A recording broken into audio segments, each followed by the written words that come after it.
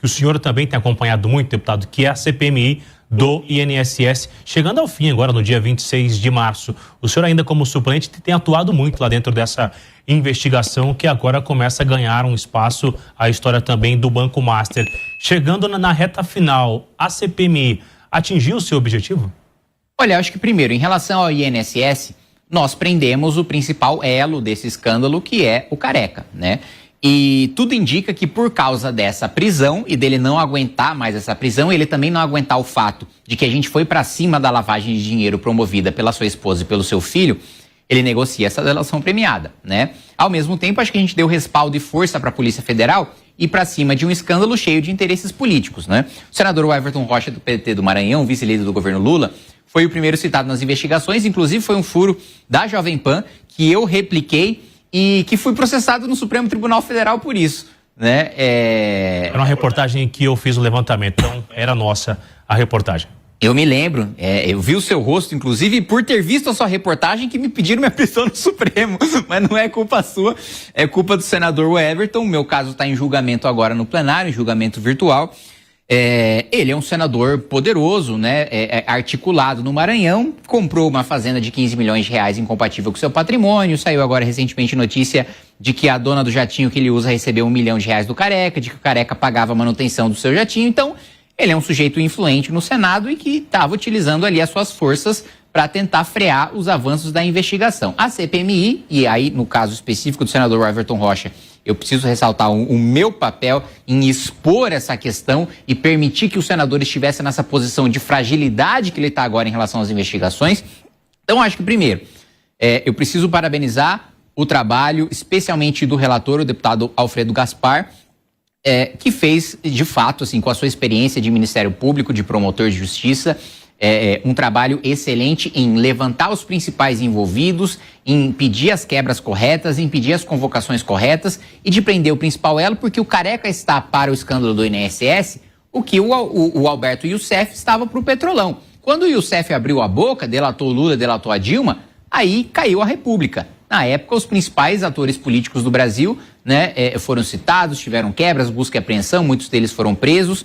Da mesma maneira, eu acho que o principal elo nós conseguimos prender e esse principal elo que vai abrir a boca em relação ao núcleo político. Agora a gente entra nesse final em expor uma coisa muito importante, que são os ministros do Supremo e a elite do Planalto e também do Congresso Nacional envolvida no escândalo do Banco Master.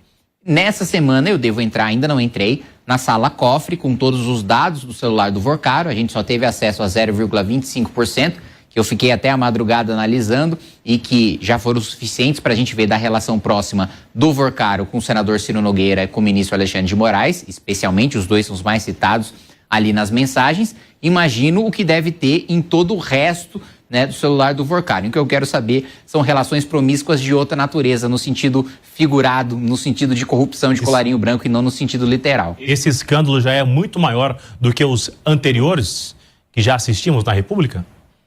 Esse é um escândalo, o do Banco Master, você diz, do INSS? Ambos, né? Um ligado ao outro. Eu acho que o do Banco Master tem o potencial para ser um dos maiores, até pela quantidade de dinheiro que envolve. A gente está falando de pelo menos o que se sabe até agora, entre 50 e 60 bilhões de reais.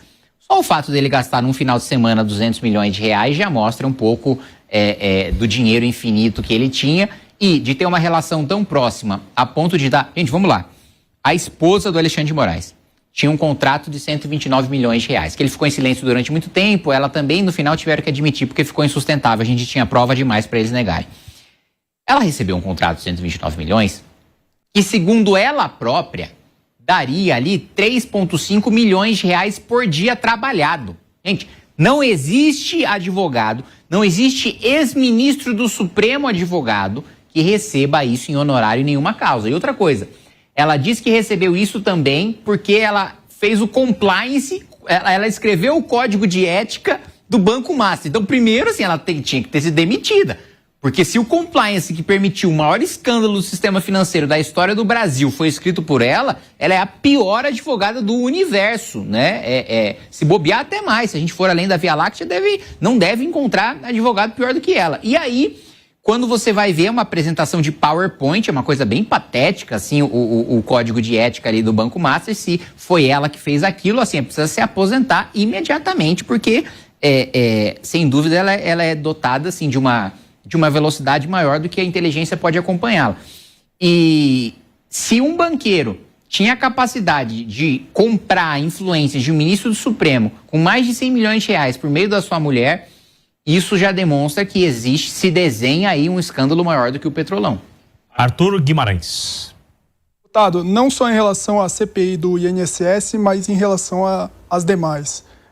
Como o senhor avalia decisões recentes dos ministros do Supremo Tribunal Federal em relação às CPIs? Teve decisão do ministro Zanin negando pedido para obrigar a Câmara a abrir a CPI do Master. Teve decisão do ministro Mendonça, desobrigando familiares do Toffoli a prestar depoimentos. Teve do ministro Flávio Dino e decisão do ministro Gilmar Mendes suspendendo quebras de sigilo. Como o senhor avalia essas decisões? Eu acho que isso é o Supremo passando recibo. Isso é o Supremo falando, nós temos culpa no cartório. Se vocês continuarem investigando, vocês vão chegar na gente. Porque olha só, a decisão do Zanin que você citou. O próprio Supremo, em jurisprudência pacífica, decidiu que CPI é direito de minoria e que, portanto, o presidente da Câmara e o presidente do Senado não podem sentar em cima de CPI. Que se a minoria conseguiu as 171 assinaturas, o presidente é obrigado a abrir. Esse foi um precedente construído agora, em 2020, na Covid, na CPMI da Covid. Né? O presidente do Senado não queria abrir, era o Rodrigo Pacheco, salvo engano, na época. A oposição tinha assinatura, recorreu ao Supremo, o Supremo deu uma decisão agora de que isso é direito de minoria e a decisão do Supremo estava certa. E agora eles mudam para uma decisão errada contra a própria decisão que eles tomaram há pouquíssimo tempo. Isso é bizarro. Outro ponto, como é que pode, né, o Supremo anular a quebra de sigilo porque foi votado em Globo? Sempre, eu já participei de várias CPIs, sempre foi votado em Globo, nunca foi anulado. Por que o Supremo teve essa mudança de postura? O próprio Supremo julga matérias e aprova matérias em Globo. Isso nunca foi questionado. E é tão contraditório que o ministro Flávio Dino, na hora de anular a quebra, ele fala, olha, votar em Globo não pode, mas por isso a quebra não está valendo, mas os requerimentos que vocês votaram de convocação nesse mesmo Globo, eles estão valendo? Mas peraí, se é nulo, tudo é nulo. Uma insegurança jurídica ou é uma omissão, deputado? Não, eu acho que é um interesse pessoal próprio dos ministros de se blindarem, de blindarem os seus colegas, né? Quem está envolvido não quer ser preso, né? E quem faz parte da corporação, por causa do espírito de corpo do Supremo Tribunal Federal, fala, olha, eu posso até não estar envolvido, mas e amanhã se eu tiver algum problema, o meu colega também não vai me blindar. Então, na minha avaliação, é passar um recibo, não tem lógica jurídica nenhuma decisão, eu desafio alguém a debater comigo essas decisões do Supremo, nenhuma delas tem um respaldo jurídico e uma racionalidade jurídica mínima. Né? Todas entram em conflito com a Constituição, com o regimento interno do Congresso Nacional. Esse é um ponto que eu preciso ressaltar. Eu estudei todas as jurisprudências, toda a jurisprudência, todos os julgados de 1988 até 2024 em relação a controle de constitucionalidade do devido processo legislativo. Esse foi o meu primeiro artigo científico. Nunca foi tomada uma decisão com base exclusivamente no regimento do Congresso Nacional, para tomar uma decisão violenta de intervenção no Legislativo a ponto de anular uma decisão do Congresso com base no regimento do próprio Congresso. Pela primeira vez na história, o ministro Flávio Dino fez isso. Agora, Alcolumbre já foi reeleito, já esteve no comando do Congresso Nacional e Hugo Mota foi eleito recentemente. Como a história se lembrará de ambos? Excelente pergunta. Primeiro, eu acho que o Congresso Nacional, de uma maneira geral, vai ser lembrado nesse momento como um Congresso covarde. Um Congresso covarde e um Congresso fisiológico, né? E aqui eu não falo nem especificamente dos presidentes das duas casas, mas da composição do parlamento de maneira geral. A maior parte dos deputados e dos senadores está apenas preocupada com a sua reeleição e em ganhar a sua reeleição não com base naquilo que acredita, mas vendendo seu voto para o presidente da República para ganhar a emenda parlamentar em troca e comprar o seu prefeito, que respectivamente compra o seu vereador, que respectivamente compra o seu eleitor. O Congresso vai ser lembrado por isso, pelo seu fisiologismo, por não defender nada, por não ter agenda de país, por não ter um debate propositivo, né? Qual o grande legado, qual foi a grande aprovação deste Congresso Nacional, desta legislatura? Foi um resquício da legislatura passada de reforma tributária. Passado isso, o que teve de reforma estrutural? Teve uma reforma no orçamento, teve uma grande reforma, uma nova reforma da Previdência que a gente vai precisar fazer, teve uma reforma administrativa? Não teve. Então não há legado propositivo. De outro lado, não há legado de enfrentamento aos abusos do Supremo. Veja, nós temos ministros do Supremo pela primeira vez sendo expostos por envolvimento em escândalo de corrupção. E o Congresso Nacional não se mobiliza para derrubar, para responsabilizar ministros criminosos que estão utilizando a própria toga para cometer crimes, para se blindar de crimes. Não há a pauta por parte do presidente Davi Alcolumbre de pedido de impeachment contra o ministro do Supremo. E a maior parte dos senadores bolsonaristas, eles dizem defender o impeachment de ministro do Supremo, mas votaram no Davi Alcolumbre, que já dizia em campanha, se tiver 81, palavras do Davi Alcolumbre, se tiver 81 senadores a favor de impeachment de ministro Supremo, eu não pauto. Ele dizia isso em campanha. Aí o bolsonarista dá discurso para fora, para enganar o eleitor, dizendo que é um senador macho que está lá para enfrentar o Supremo, dá discurso bravinho da tribuna e depois vota no Davi Alcolumbre em troca de cargo em comissão e na mesa diretora. Essa é a realidade que a gente vive hoje. E a pergunta do Matheus Dias. Deputado, nessa mesma linha, você fala de talvez falta de coragem.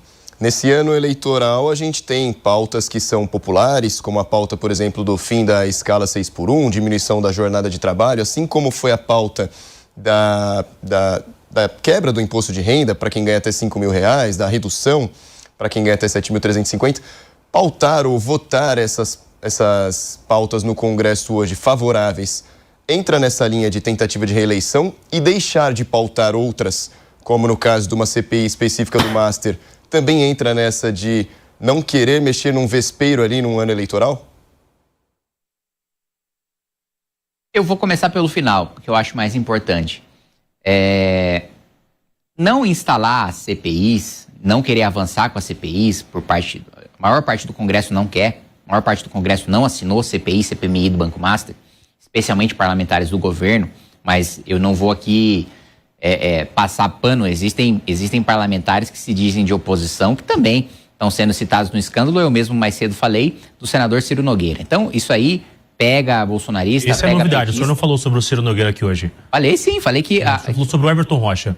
E sobre o Ciro, que o senhor tem para contar para nós? Não, no Ciro Nogueira foi o seguinte, na quebra do Vorcaro que a gente teve acesso, ficou muito claro o relacionamento muito próximo do Vorcaro com duas figuras, com o ministro Alexandre de Moraes e com o senador Ciro Nogueira. Isso está lá nas mensagens, assim, eu nem estou cometendo o crime de quebrar o sigilo aqui agora para vocês, porque a imprensa toda já vazou isso daí, né? Qualquer um já até vazaram no Twitter a quebra completa, né? Do Vorcaro, pelo menos na parte do WhatsApp daqueles primeiros 0,25% que a gente teve acesso na CPMI. Então, isso aí tá muito claro. Dá um Ctrl+F lá, Ciro Nogueira, Ctrl+F Alexandre, vocês vão encontrar essa proximidade. Então, pega a gente tudo quanto é lado. Mas o governo, claramente, está muito mais preocupado, né? Porque não assinou, a maior parte dos parlamentares do governo não assinaram essas CPIs. Então, o que eu quero puxar da sua pergunta não querem mexer no vespeiro porque é ano eleitoral? Não é que não querem mexer no vespeiro porque é ano eleitoral. Eles não querem mexer no vespeiro porque eles são as vespas. Porque são eles que estão lá envolvidos. Porque são eles próprios que seriam presos, investigados, condenados se eles levassem isso para frente. Então não é uma questão de não vamos mexer em pautas impopulares no ano eleitoral. Pauta impopular no Congresso, na minha experiência de 7 anos, nem em ano nem eleitoral querem mexer. É de um não posicionamento, de uma covardia. Quantas e quantas vezes eu já não escutei nos bastidores de uma votação os deputados falando, isso é uma bomba para o país, ou isso não vai acontecer, isso é demagogia, ou isso é populismo. Mas eu vou votar porque pega mal, né? Então, essa é a prática em ano eleitoral ou em ano não eleitoral. E aí a gente vem com essa demagogia agora da PEC da escala 6x1, que todo mundo sabe que não vai dar em nada. ainda primeiro, se fosse para aprovar, aliás, eu vou um passo anterior, né? Vou dar um passo atrás. Mesmo que essa PEC seja aprovada, ou mesmo que um projeto de lei seja aprovado, falando está proibido ter escala 6x1, não vai acontecer. Não vai acontecer porque a realidade da lei não dialoga com a realidade econômica, né? O mesmo já tentou ser feito 10 anos atrás com a PEC das domésticas. Falaram, olha, toda doméstica vai ter direito trabalhista. 10 anos depois, o que aconteceu? Continuaram sem ter, foram ainda mais para a informalidade, não adiantou absolutamente nada, porque foi uma lei que não foi desenhada com base na realidade econômica. Da mesma maneira, a PEC da escala 6x1. Mas vamos supor, né? Eu vou fazer uma concessão aqui para o PSOL e para o PT. Eu concordo com vocês. Essa PEC vai acabar com a escala. Uma lei vai acabar com a escala 6x1, sem a gente mudar a produtividade e a realidade econômica. Se eles realmente quisessem acabar, eles mandavam um projeto com urgência para acabar, não precisava ser PEC. PEC precisa passar por CCJ, comissão especial, 308 votos em 2 turnos na Câmara, depois 2 turnos no Senado. Para que alongar essa discussão se um projeto de lei bastava?